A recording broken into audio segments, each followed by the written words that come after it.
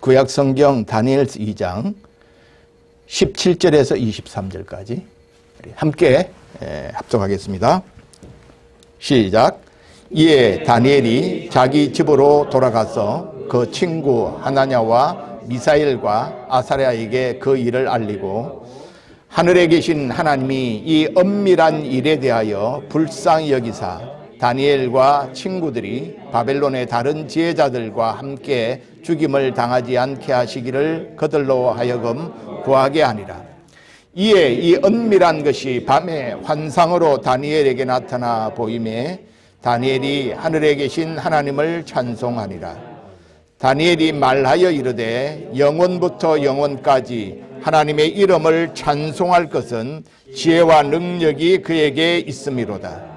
그는 때와 계절을 바꾸시며 왕들을 폐하시고 왕들을 세우시며 지혜자에게 지혜를 주시고 총명한 자에게 지식을 주시는도다. 그는 깊고 은밀한 일을 나타내시고 어두운 데 있는 것을 아시며 또 빛이 그와 함께 있도다. 나의 조상들의 하나님이여 주께서 이제 내게 지혜와 능력을 주시고 우리가 주께 구한 것을 내게 알게 하셨사오니 내가 주께 감사하고 주를 찬양하나이다. 곧 주께서 왕의 그 일을 내게 보이셨나이다 하니라. 아멘. 하나님의 세계 경영을 보라 하는 제목으로 하나님의 말씀을 함께 나누겠습니다. 우리 인생에 어려움 또 삶의 위기가 닥쳐올 때 그 어려움을 이기고 그 위기를 극복하기 위해서는 그 위기와 어려움보다 더 분명하고 확실한 무엇인가를 붙들고 있을 때에 이것을 이겨낼 수 있습니다. 하나님이 세계를 어떻게 이끄시고 또 어디로 이끄시는가에 대한 확신을 가진 사람들은 세상을 두려워하지 않게 됩니다. 그리고 염려와 걱정 대신 하나님의 목적을 따라 삶을 살아갈 수 있습니다. 본문의 배경이 되는 다니엘의 시대나 우리가 사는 오늘이나 세상은 세계 열강들이 자기들의 생존과 유익을 위해 충돌하는 거대한 각축장입니다. 많은 사람들이 자기 나라의 유익을 위해서 살고 있습니다. 많은 국가들이 그렇습니다. 또한 많은 미래학자들이 코로나 이후에 어떤 삶이 펼쳐질 것이다 라고 하면서 미래를 이렇게 저렇게 예측하지만 그러나 가장 분명한 사실은 하나님이 세계를 하나님의 목적을 가지고 운영해 가고 계신다고 하는 것이 분명합니다. 우리는 오늘 다니엘의 이야기를 통해서 하나님이 보이시는 후일에 될 일을 이해하고 그 후일을 대비하는 지혜를 얻을 수 있기를 바랍니다. 다니엘서는 다니엘과 그의 세 친구들이 바벨론으로 포로가 되어 잡혀가는 것으로 시작이 됩니다. 이때가 바벨론의 느부갓네살 대왕이 첫 번째 예루살렘을 침공했던 BC 605년입니다. 그리고 두 번째, 세 번째 바벨론의 공격을 견디지 못하고 BC 586년에 유다도 바벨론에 의해서 망해버리고 맙니다. 이런 역사적 사실 앞에 우리에게 의문이 생깁니다. 무슨 의문이 생기냐면 왜 하나님이 잔인한 하나님을 섬기지 아니하는 잔인한 이방인들의 손에 의해서 하나님의 백성들을 망하게 하시는가 하는 질문을 갖게 되겠죠. 사실 이 질문은 포로기 동안 이스라엘 백성들이 스스로에게 물었던 질문입니다. 우리가 섬기는 하나님이 바벨론에 섬기는 신보다 약한가? 그런 의심을 처음에 가지기도 했습니다. 그러나 그들이 스스로 왜 하나님의 백성인 우리가 이방인들에게 포로가 되었나 하는 것을 깊이 말씀을 통해서 율법을 묵상하면서 그들이 깨달은 것은 이스라엘이 그들에게 넘치도록 부어주시는 하나님의 사랑에 감사하지 않았다는 것입니다. 또한 그들은 하나님과 맺은 언약에 대해서 아브라함과 맺은 언약, 시내산에서 맺은 언약, 다윗과 맺은 언약, 이런 하나님과의 약속을 그들이 신실하게 따르지 않았다는 사실 뿐만 아니라 그들은 하나님이 그들을 선택하여 부르신 목적에 따라 살지도 않았다는 것입니다. 그러면서도 그들은 한 번도 빠지지 않는 형식적인 예배와 외적인 경건의 모습을 통해서 하나님이 우리를 기뻐하실 것이다 라는 착각하고 살았다는 것이죠.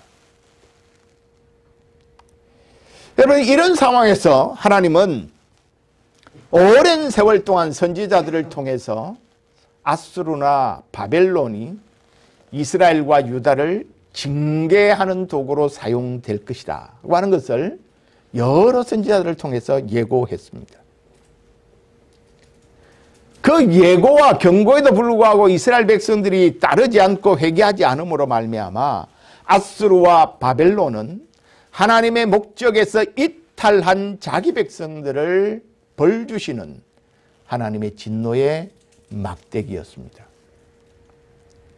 하나님이 아수르와 바벨론을 통해서 이스라엘과 유다를 징벌한 것이죠.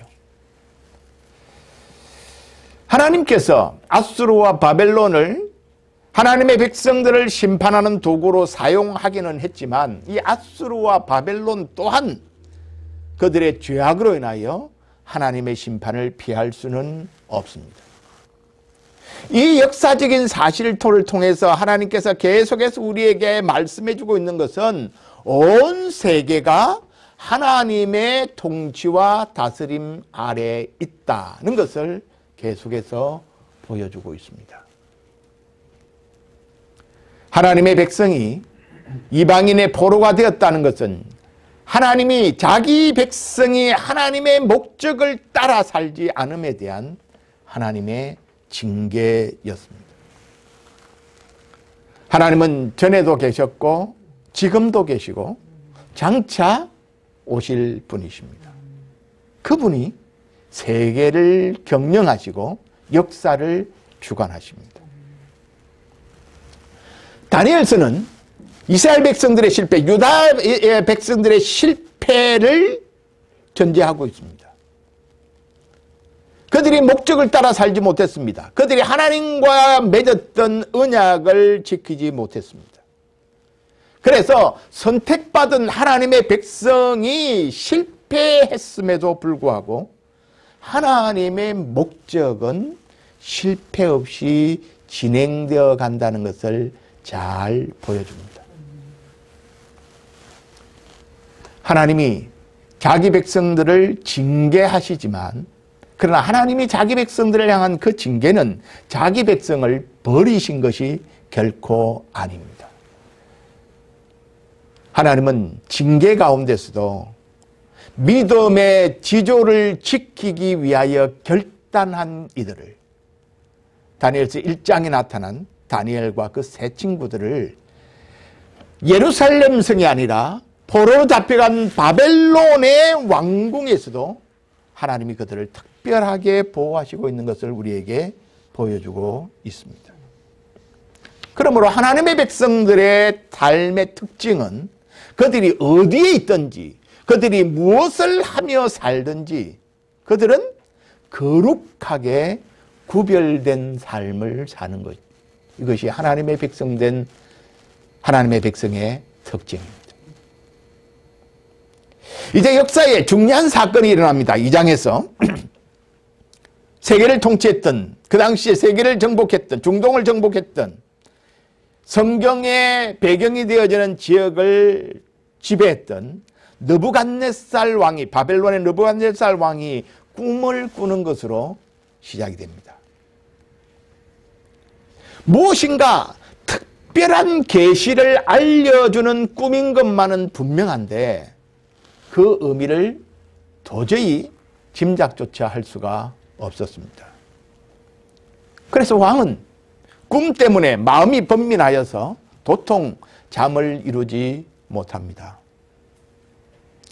그래서 왕은 바벨론의 모든 지혜자, 박수와 술객들과 점쟁이들과 술사들을 다 불러들입니다.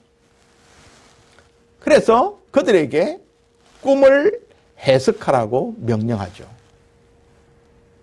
바벨론의 박수와 술객들과 점장이들과 술사들, 모든 지혜자들을 의미합니다.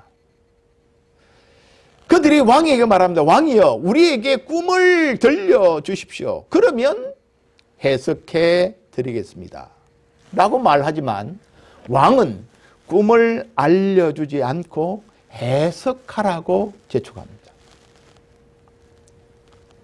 꿈 내용을 알지 못하는 바벨론의 박수들과 술객들과 점장이들과 술사들은 아니 왕이여, 꿈을 들려줘야 해석을 하지요 라고 불평을 합니다.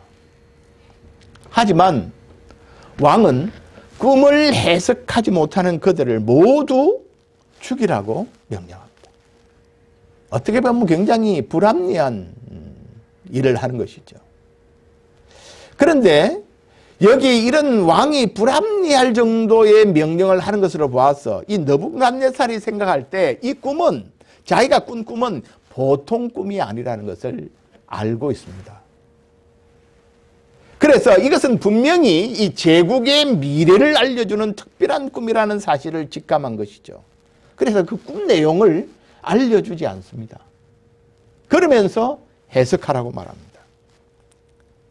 해석하지 못하는 모든 박수들과 술객들과 점쟁이들과 술사들, 오늘날로 말하면 박사들, 천문학자들, 철학자들, 또 미래를 예측한다고 하는 미래학자들, 이런 사람들을 의미하겠죠. 그런 사람들을 다 죽이라고 말합니다. 너희는 밥값도 못한다고 하면서 그냥 다 죽이라고 명령합니다. 다니엘과 세 친구도 그 당시에 이미 관직에 있었기에 그들도 죽음을 피할 수가 없었습니다. 이 사실을 알고 다니엘이 이 꿈을 해석하겠다고 건의대장에게 제안을 하고 잠시간의 시간을 얻습니다. 그리고는 다니엘이 이 느부갓네살 왕이 꾸었던 꿈을 알고 해석하기 위하여 세 친구들에게 특별한 기도를 요청하죠. 하나님이 이 기도에 응답하셔서 오늘 우리가 읽었던 본문의 내용들이 기록되어 있습니다. 19절에 보면 이에 이 은밀한 것이 밤에 환상으로 다니엘에게 나타내 보이매 다니엘이 하늘에 계신 하나님을 찬송하니라. 다니엘과 세 친구들이 이 느부갓네살 왕이 꾼 꿈이 무엇인지, 그리고 그 꿈의 의미가 무엇인지를 하나님 앞에 특별하게 기도했을 때 하나님께서 다니엘에게 이 은밀한 일을 환상으로 설명해 줍니다. 보여주십니다. 이제 다니엘이 이 하나님의 응답을 가지고 왕께 나아가죠. 왕께 나아갔을 때 느부갓네살 왕이 이렇게 말합니다. 아, 네가 참 지혜로워서 우리 바벨론의 박수와 술객과 점장이와 술사들이 알지 못하는 꿈을 알고 해결할 수 있는 지혜가 있다며 어서 내게 그것을 알려달라고 말합니다. 그때 다니엘은 왕이여, 내가 다른 바벨론의 술사나 박사들보다 지혜가 있어서 그런 것이 아니라 이 왕이 꾸신 꿈은 하나님이 왕에게 은밀한 일을 알리신 겁니다. 하나님이 꿈으로 왕에게 은밀한 일을 알리신 것인데 이 은밀한 일은 뭐냐면 후일에 될 일을 왕에게 미리 알게 하신 것입니다. 라고 대답을 합니다. 그러니까 지금 이 느부갓네살 왕은 이게 하나님께 누군가가 자기에게 은밀하게 미래에 대해서 알려준 것이라는 것에 대한 짐작은 합니다. 그런데 무슨 내용인지 무슨 의미인지를 모르고 있는 것이죠. 그러니까 다니엘이 이 은밀한 것은 왕에게 하나님이 후일에 될 일에 대하여 미리 알려주신 것입니다. 라고 하면서 자기가 꾸지도 않은 느부갓네살 왕이 꾸었던 꿈을 왕에게 설명하죠. 하나님께서 은밀한 중에 보여주신 환상으로 그는 그 꿈이 무엇인가를 알았던 것입니다. 자, 꿈의 내용이 31절에서 35절에 나옵니다. 왕이여, 왕이 한 큰 신상을 보셨나이다. 그 신상이 왕의 앞에 섰는데 크고 광채가 매우 찬란하며 그 모양이 심히 두려우니 그 우상의 머리는 순금이요 가슴과 두 팔은 은이요 배와 넓적다리는 노시요 그 종아리는 쇠요 그 발은 얼마는 쇠요 얼마는 진흙이었나이다. 또 왕이 보신즉 손대지 아니한 돌이 나와서 신상의 쇠와 진흙의 발을 쳐서 부서뜨리며 그때 쇠와 진흙과 놋과 은과 금이 다 부서져 여름 타작마당에 겨같이 되어 바람에 불려 간 곳이 없었고 우상을 친 돌은 태산을 이루어 온 세계에 가득하나이다. 느부갓네살이 꿈꾼 내용이 이것이었습니다. 하나님은 느부갓네살에게 역사를 주관하시는 보이지 않는 하나님의 손이 있다는 것을 말씀해 주셨습니다. 사람이 손대지 않은 뜨인 돌이 나와서 그것이 그 신상, 큰 신상을 무너뜨리고 그것이 다 재가 되어서 날아가 버리고 사라져 버리는데 그 돌은 온 태산을 이루어서 온 세계에 가득하게 될 것이다 라고 보여준 것이죠. 여기 뜨인 돌은 사람이 손대지 아니한 돌은 앞으로 예수 그리스도가 오셔서 이루실 하나님의 나라를 뜻하는 것입니다. 베드로전서 2장 6절에 보면 예수님을 모퉁이 돌로 묘사하죠. 예수님은 모퉁이에 버려진 돌과 같은 존재로 취급이 되었습니다. 보잘것없고 볼품없는 모습이었죠. 외형도 볼품이 없었습니다. 태어난 가문도 볼품이 없었습니다. 무력한 아기의 모습으로 오셨습니다. 그러나 그가 영원한 나라를 세우실 것이다. 강력하게 세력을 얻어서 세상을 호령하던 화려한 제국들은 다 무너지고 사라져 버릴 것이지만 예수님의 성육신, 십자가에서 죽으심으로 시작되어지는 하나님의 나라는 영원할 것이고 그 하나님의 나라는 온 세계에 가득할 것이다 하는 것을 꿈으로 지금 보여주신 것입니다. 여러분, 오늘 우리가 사는 이 세상도 마찬가지입니다. 우리 눈으로 볼 수 있는 것이 전부가 아닙니다. 보이지 않는 하나님의 손길, 보이지 않지만 하나님이 통치하고 다스리는 하나님의 운행을 볼 수 있는 영의 눈이 우리에게 띄어져야 한다는 사실이죠. 그래서 우리는 하나님이여 우리의 믿음의 눈을 열어주셔서 하나님의 비밀을 보게 해 주십시오. 하나님, 오늘 우리가 살고 있는 이 현실의 어려움과 고난만이 아니라 이 현실과 어려움 이후에 하나님께서 우리를 위하여 준비해 놓으신 영원한 하나님의 나라에 대한 소망과 확신, 그것을 영의 눈으로 보게 해 주시옵소서. 우리에게는 이와 같은 기도와 이와 같은 영적인 안목이 필요한 시대입니다. 드디어 다니엘이 그 꿈을 해석하기 시작합니다. 오늘 37절과 38절 45절까지 계속해서 다니엘의 꿈을 해석하죠. 37절과 38절에 이렇게 말합니다. 왕이시여, 왕은 왕들 가운데 가장 위대한 왕이십니다. 하늘의 하나님께서 왕에게 나라를 주셨고 또 능력과 건세와 영광도 주셨습니다. 하나님은 사람과 들짐승과 공중의 새들까지도 왕에게 주셨으며 왕은 그들을 다스리는 통치자로 세우셨습니다.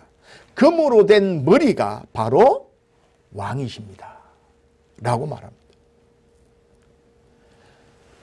머리가 금으로 되어 있는 그 신상에 있어서 금으로 된 신상이 바벨론의 느부갓네살 왕이라고 설명하는 것이죠.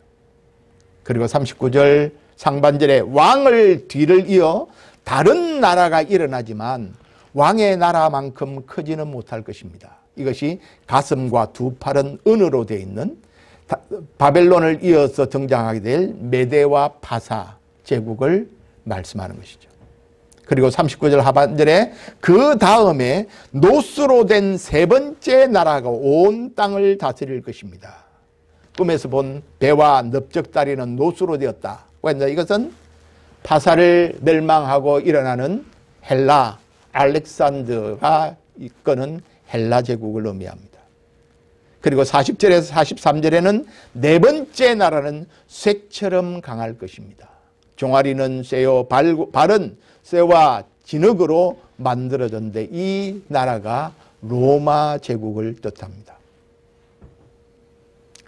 예수님이 오시기까지 지금 다니엘에서부터 시작돼서 일어날 바벨론, 메데파사, 헬라, 로마 그 모든 제국들이 세워졌다가 그 천하를 호령하겠지만 그 나라들은 다 망하게 될 것입니다. 그러나 하늘에 하나님이 한 나라를 세우실 것인데 그 나라는 영원합니다.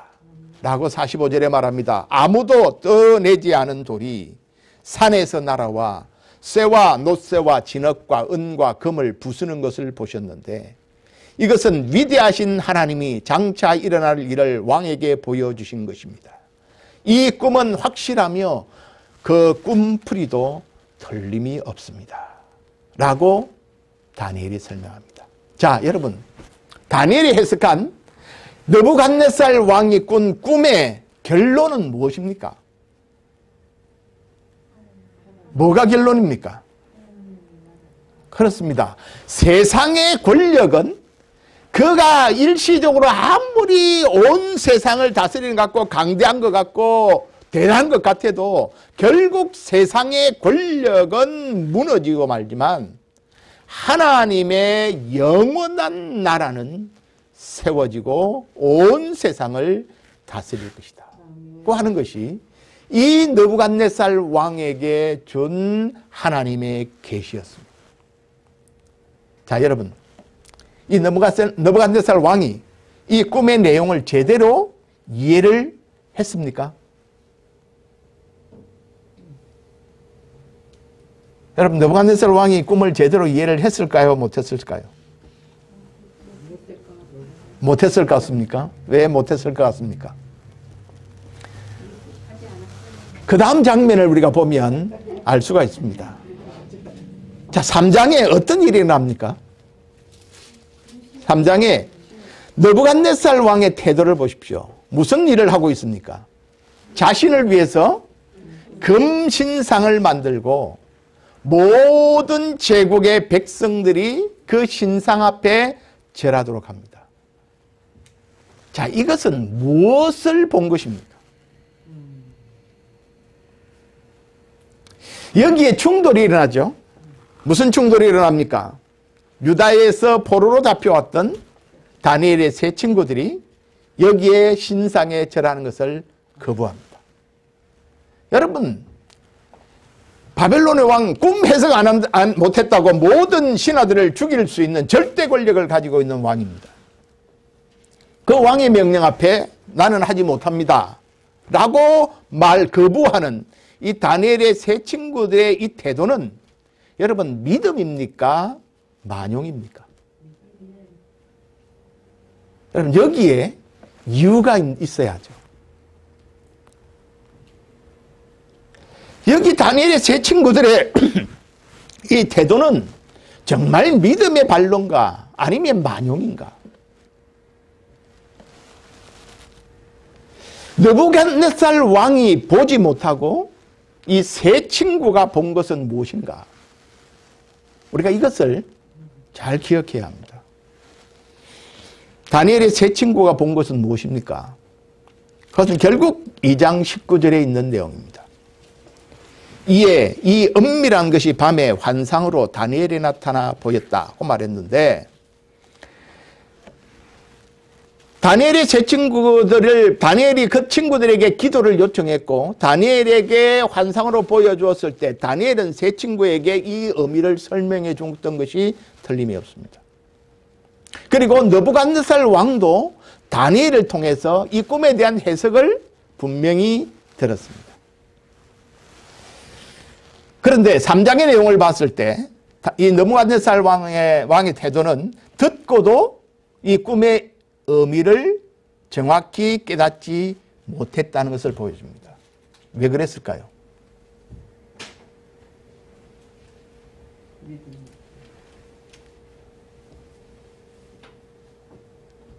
이것은 오늘 우리에게도 비일비재하게 일어나는 현상입니다. 왜 그랬을까요? 자기가 듣고 싶은 소리만 들었기 때문입니다. 자기가 듣고 싶은 소리가 뭐였습니까? 37절과 38절입니다. 다니엘이 해석을 하면서 왕이요, 왕은 가장 위대한 왕입니다. 하나님께서 왕에게 나라를 주셨습니다. 능력과 권세도 영광도 주셨습니다. 모든 사람과 재물과 모든 것들을 새들까지도 왕에게 주셨고 왕은 그들을 다스리는 통치자입니다. 금으로 된 머리가 바로 왕입니다. 그렇지, 내가 이렇게 위대한 왕이지. 이 기분 좋은 소리에 왕은 흠뻑 취했죠. 그러니까 이 소리밖에 안 들린 것입니다. 결론은 그럼에도 불구하고 왕의 나라도 망하고 왕을 이어서 여러 제국도 다 망하고 하나님의 나라만이 영원합니다 라는 것을 바로 깨달았다면 느부갓네살 왕이 이런 금신상을 만들어 절하게 하지는 않았을 것입니다. 여러분, 똑같이 듣기는 듣는데 안 들리는 경우들이 참 많습니다. 여러분, 우리가 똑같은 자리에서 똑같은 말씀을 듣는데 자기의 생각에 사로잡혀 있으면 듣는 것이 안 들립니다. 여러분, 이게 사소한 것들도 있고 아주 중요한 것들도 있습니다. 여러분, 지난 주간에도 보면 이런 일이 일어났어요. 분명히 제가 주보에 생일이 누구누구 생일입니다, 생일 축하합니다, 그렇게 광고를 했습니다. 그런데 어떤 사람은 그것을 결혼기념일이라고 말합니다. 그 사람의 선입견은 두 사람의 이름이 나란히 있으니까 두 사람이니까 아마 부부겠다, 그러면 이건 결혼기념일이다, 그렇게 생각을 한 것이죠. 그래서 주보에 분명히 생일이라고 돼 있고 생일 축하한다고 이야기를 했는데 자신은 그것을 결혼기념일이라고 철떡같이 생각하고 있었기 때문에 그 이야기가 안 들리는 겁니다. 여러분, 이와 같은 일들이 의외로 우리가 살아가면서 많이 있습니다. 그래서 똑같은 장소에서 똑같은 소리를 들었는데 다른 이야기를 하는 이유가 바로 그것입니다. 그래서 여러분, 우리가 하나님의 말씀을 정확하게 잘 듣기 위해서 필요한 게 있는데 그게 뭐냐면 내 생각을 비우는 것이 필요합니다. 내 생각을 내려놓는 것이 필요합니다. 내 판단, 내 생각을 고집하면 하나님의 음성이 들리지 않습니다. 아니, 하나님이 들려주는데도 자기 생각과 자기 판단과 고집으로 그것을 자기화 만들어버립니다. 그래서 하나님이 들려주는 비밀을 보지 못하는 것이죠. 내가 듣기 원하는 내용을만 듣고 다른 말은 들리지 않는 것입니다. 느부갓네살 왕이 바로 그런 모습입니다.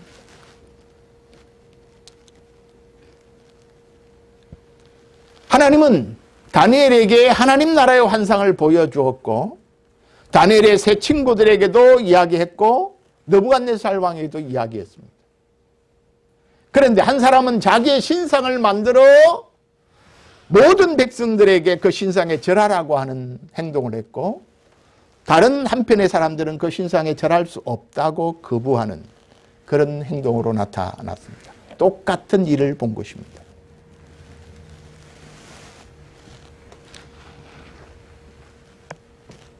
다니엘의 세 친구들은 하나님의 장래일을 보여주시는 것을 보았습니다. 들었습니다. 역사의 주인이 하나님 것을 알았습니다. 온 세상과 제국을 다스리는 하나님에 대하여 확신을 했습니다. 하나님은 어떤 분이십니까? 자, 21절을 한번 보십시오. 2장 21절. 하나님께서 다니엘을 통하여 보여준 하나님이 어떤 분인가? 21절입니다. 21절. 그는 때와 계절을 바꾸시며. 여기 그는 하나님이시죠. 하나님은 때와 계절을 바꾸십니다. 봄, 여름, 가을, 겨울을 돌리시는 분이 하나님이십니다. 자연을 통치하시는 분이 하나님이십니다. 또 왕들을 폐하시고 왕들을 세우신다고 말했습니다.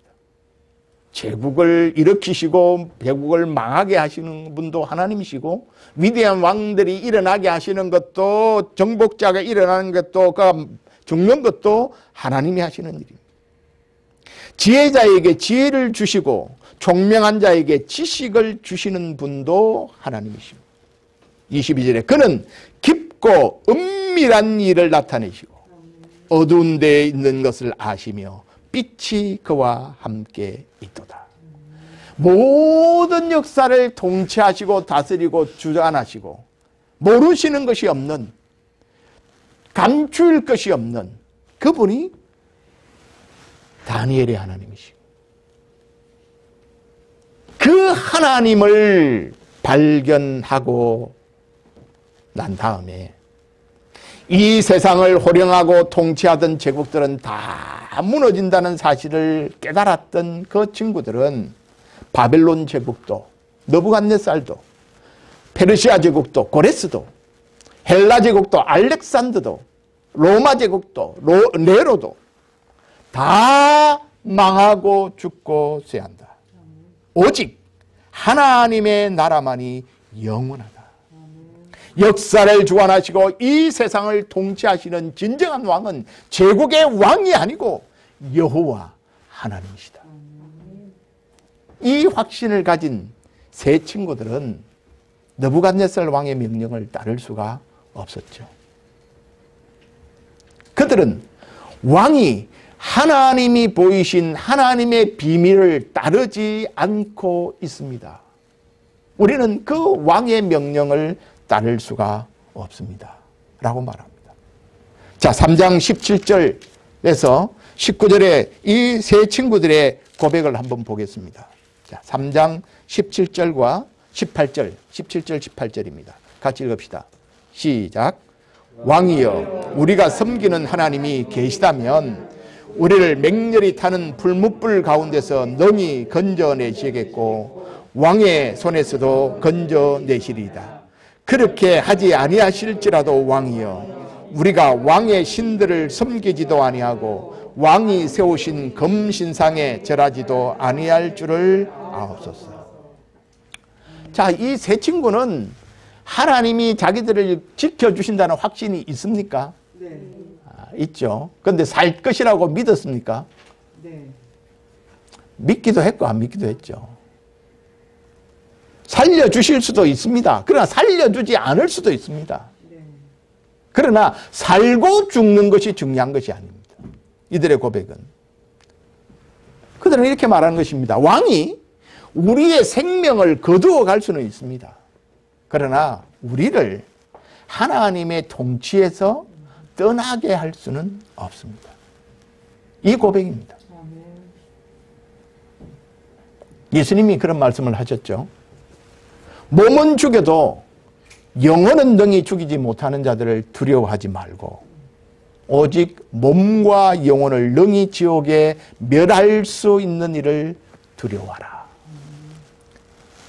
다니엘의 세 친구들은 하나님이 우리의 몸과 영혼을 온전히 주장하시는 분이다는 것을 믿었기 때문에 담대했고, 느부갓네살 세계의 제국을 지배했던 느부갓네살 명령 앞에서도 당당할 수 있었습니다. 여러분, 여기에 또 한 가지 의문이 생깁니다. 무슨 의문이 생깁니까? 왜 하나님의 백성들이 믿음의 눈을 열어서 하나님의 신비한 일을 보고 믿음으로 행동했음에도 불구하고 그들은 미움과 견제와 박해를 피하지 못합니까? 하는 질문이죠. 왜 하나님의 백성들이 믿음으로 이 땅의 삶을 살아가는데 고난을, 질병을, 사고를 피하지 못합니까? 라는 질문과 같은 맥락입니다. 왜 그럴까요? 이것은 하나님의 백성의 신분과 사명 때문입니다. 믿음으로 행동했음에도 고난을 받는 이유, 믿음으로 결단하고 믿음의 반응을 했음에도 불구하고 생명의 위험을 받고 또 심지어 생명을 잃는 경우, 이유. 오늘 다니엘서에서 다니엘의 세 친구는 풀무불 속에 들어가고 다니엘은 사자굴 속에 들어갑니다. 물론 이들은 보호를 받지만 많은 경우에 순교하는 사람들이 무수히 많습니다. 하나님의 백성들이 세상에서 미움을 받는 이유는 무엇 때문일까요? 예수님께서 요한복음 17장에 예수님의 중보하시는 기도 가운데 이렇게 말씀합니다. 14절에 내가 아버지의 말씀을 그들에게 주었사오니 세상이 그들을 미워하였사오니 이는 내가 세상에 속하지 아니함 같이 그들도 세상에 속하지 아니함으로 인함이니이다. 세상이 왜 하나님의 백성들을 미워한다고요? 세상 편이 아니기 때문이라는 것입니다. 우리의 신분이 세상에 속하지 않고 하나님께 속해 있기 때문이라는 것입니다. 세상이 볼 때 자기 편이 아니라는 것이죠. 여러분, 자기 편이 아닌 사람들은 다 공격을 받게 되어 있습니다. 세상에서도 여러분 정치인들도 보면 정당이 다르면 공격을 받게 되어 있습니다. 똑같은 행동을 하는데도 공격을 받습니다. 왜 그렇습니까? 우리 편이 아니다. 여러분, 세상이 우리를 공격하는 이유는 우리가 누구라는 것입니까? 세상 편이 아니라는 것이죠. 우리가 하나님의 편이라는 것입니다. 그래서 여러분, 우리는 고난을 오히려 기뻐해요. 고난이 올 때 주눅이 들 필요가 없습니다. 두려워할 필요가 없습니다. 왜요? 세상에서 환난을 당하나 담대하라. 왜요? 내가 세상을 이겨노라. 이미 우리의 대장 되신, 우리의 사령관 되신 예수 그리스도가 이 세상을 정복하고 이기셨습니다. 그러면 여러분, 우리가 이 세상에서 미움을 받을 때 말씀대로 살고 믿음으로 살고 진리를 따라 사는데 미움을 받고 어려움을 당하는 이유는 우리가 그들과 다르기 때문입니다. 또 한 가지, 우리가 세상에서 미움을 받는 이유는 우리가 받은 사명 때문이죠. 여러분이 이 세상에서 하나님의 백성들은 누구입니까? 하나님의 백성들은 하나님으로부터 하나님이 세상으로 보냄을 받은 사람들. 그래서 요한복음 17장 18절에 아버지께서 나를 세상에 보낸 것 같이 나도 그들을 세상에 보냈다라고 말합니다. 자, 여기서 예수님을 이 세상을 구원하기 위해서 보내신 분이 누구라고요? 하나님이십니다. 하나님 아버지십니다. 십자가에서 죽으시고 부활을 통해서 구원의 일을 이루신 예수님이 하늘로 가시면서 그 일을 계속하기 위하여 우리를 세상에 보내셨는데, 우리를 세상에 보내신 분이 누구라고요? 예수 그리스도. 예수님이라고 말을 했는데, 예수님이 하늘로 가신 후에 우리에게 능력을 주셔서 그 일을 감당하게 하기 위해서 도우러 오신 분이 계신데, 그분이 성령님이십니다. 자, 그러면 우리를 이 세상에 보내서 세상을 구원하는 선교는 누구로부터 시작이 되었습니까? 하나님으로부터. 성부, 성자, 성령, 삼위 하나님으로부터 시작된 것입니다.